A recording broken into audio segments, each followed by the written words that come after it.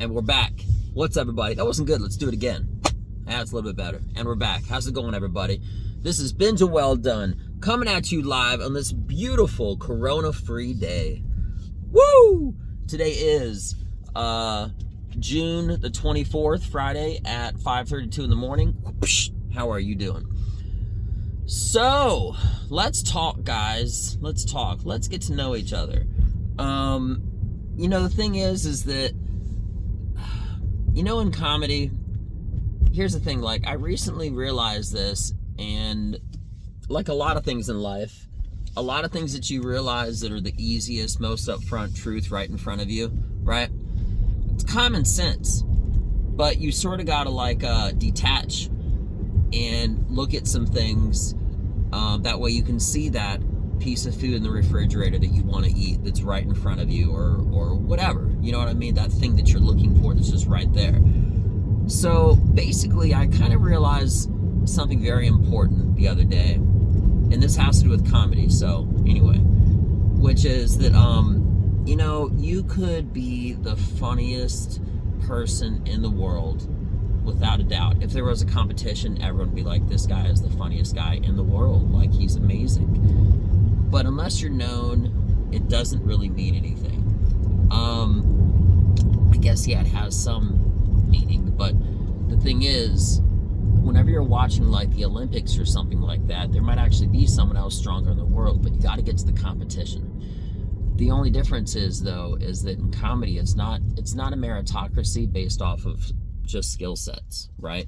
There are certain politics, and I've said this before, between kind of like acting. You gotta look the part. That's a whole other discussion. Me personally, I used to love, and I still do love, older films, because if you look at somebody like Robert De Niro, he's nothing impressive to look at. If you look at somebody like Al Pacino, nothing impressive to look at. They used to have actors act, and I mean the best actors everywhere. And depending on the film, you did not have to look the part, okay? Some of the best actresses ever, not attractive. And it's not that they're ugly, they're just not standout models, is what I'm saying. I mean, with the right clothes, a lot of people can look great, but I'm not trying to digress too much. I'm getting back to comedy. My point is that it's definitely not like that for acting anymore. Everybody has to look beautiful, and the acting is a lot worse. A lot worse. As far as comedy goes, there's certain marketability to where you are more or less marketable. And it shouldn't be that way, but it is. That's just entertainment industry. 2022 is what it is. But anyway, point is, I've realized that the common sense, because I'm not being weird, I'm just being honest. I'm a white dude, right?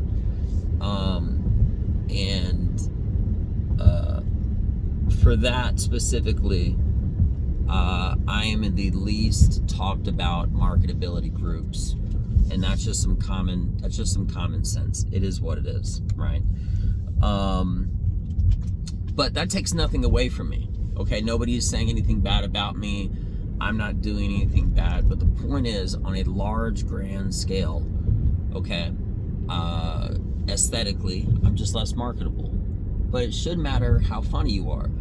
The point is this: I realized that, and then not just that, to add on top of that, even if I was, some other, whatever, fill in the blank, to be more marketable in some aspect, it really just matters as far as how many people to sell tickets. That's what it comes down to it. If I were to sell out a stadium with 50,000 people in it, I would have to know 50,000 people. So then comes the other part of the beast, the social media presence. And again, this is some problem solving stuff, so just hear me out. There could be a girl with a blown out, fat ass, just sexy, gorgeous, with no talent at all. Her talent is just pretending to be pretty and then actually being pretty, just making some half smile looks, and maybe taking a picture at a gym, selling some workout product that she doesn't work out at, whatever. But anyway, and she could have millions of followers. So how do I, at face value, not looking like a sexy ass girl? That's another perfect example of marketability, right? And not looking like a supermodel, or not being the right this, or how do I rise above the crop? So there's two things. Okay. Number one is, if I'm not going to be noticeable on a large scale of social media presence, I have to do it like a 1930s politician, old school, and get out there and start shaking hands and meeting people. I have to start being a lot more political in the aspect of, like I said, 1930s politician, internet doesn't exist. I have to move, interact, and meet and get to know people as though, like old school, in person, right? And unlike other people where they blow up online, okay, and they carry that social media presence with them, I can always work on that and try to get better at that. But my goal, my crown jewel, is going to be those in-person social interactions. I try to find any other way they could do it. I know as far as social media goes, they actually have collaboration websites to where I could pay, like, I'm just guessing a number, $200, and I could take a picture with somebody, and that company gets a portion of that money, and that person I'm getting a picture with, he gets a percentage. And the whole point is to pump me up, to get me more known. And I am going to do that, because that is just a reality of a situation. You don't ever see commercials, okay, about Instagram, but everybody knows what Instagram is. You know what I mean? So that is the new way of advertising. And when you advertise yourself, if it was at a radio station, or if it was a car commercial or something like that, you have to pay for that advertisement. So in that aspect, on the social media presence, I know that's, in my opinion, the best way to do it. In addition to getting known on a broad scale, hitting that, see, that's a different battlefield than the first one I was talking about, which is meeting people in person. But I realized the other day, you know, when I set my goals, I don't stop until I get there. And before I get there, I set another goal behind it. I already have like multiple goals set in advance. But my point is this. My first goal is to meet and have on my Instagram 10,000 people. Why 10,000? Because I want to reach 1,000. My goals are always 10 times more than the goal that's ahead of it. So my, indirect goal, is 1,000. But it's easier to think 1,000 when I think 10,000, because then that's just 10% of it. I can blow through that. You know what I mean? So that's pretty much where I'm at right now. I have this podcast. I have people listening to it. Very all over the world, but it's not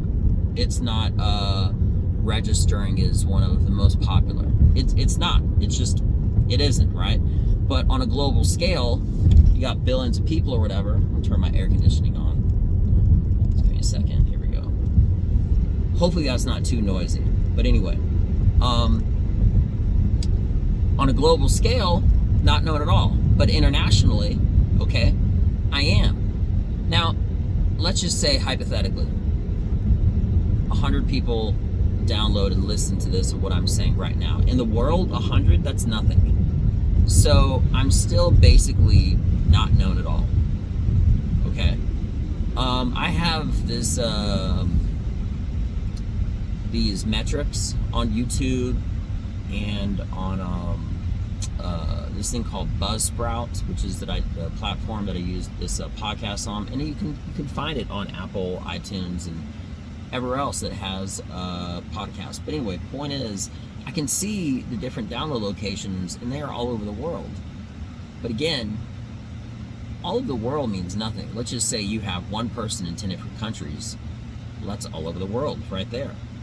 You know what I mean? But that's only 10 people. So anyway, long story short, I'm working on getting better. I want to introduce myself to everybody.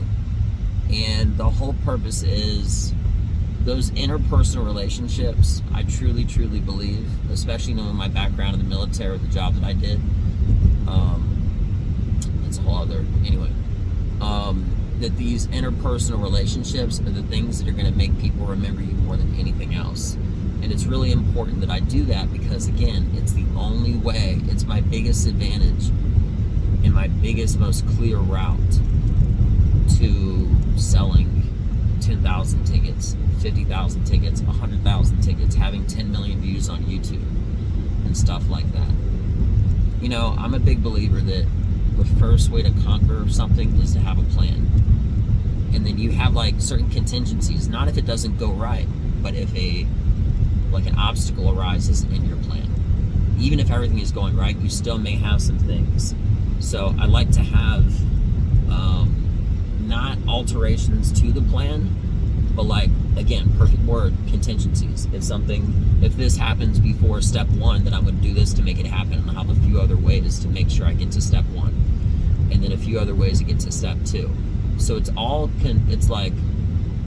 progressive, but it's like a progressive plan with problem solving built into it.